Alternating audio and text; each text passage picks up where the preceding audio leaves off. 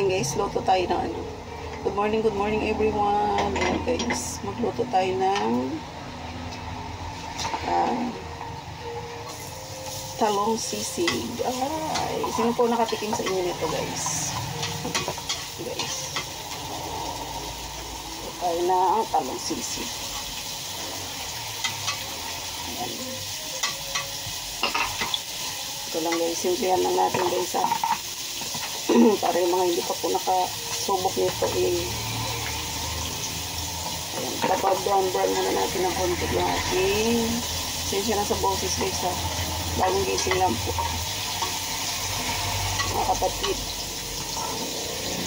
Ayan, brown natin tapos ano lang po guys, simple lang po, napakadali lang yung lutuin. Simple na yan sa mga mahilig po na talong, sa mahilig kumain ng talong guys. Dami po tayong pwedeng gawin sa talong. Ayan natin.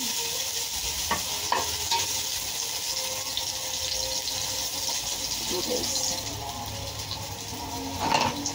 So yun guys, mag-brown na siya. Ayan.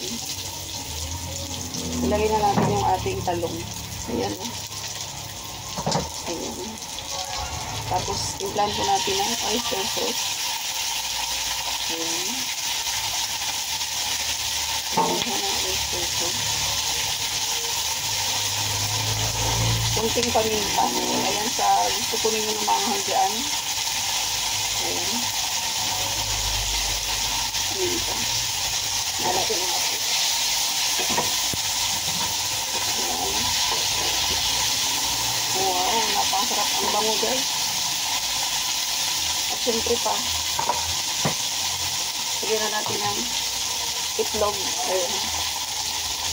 Ayan na. Lagyan na itlog. Kailangan na natin yung apple guys. Ayan. Sarap na yan guys.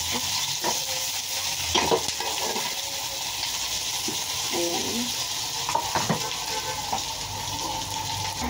At syempre palagyan na natin ang ating mayonnaise. Ayan.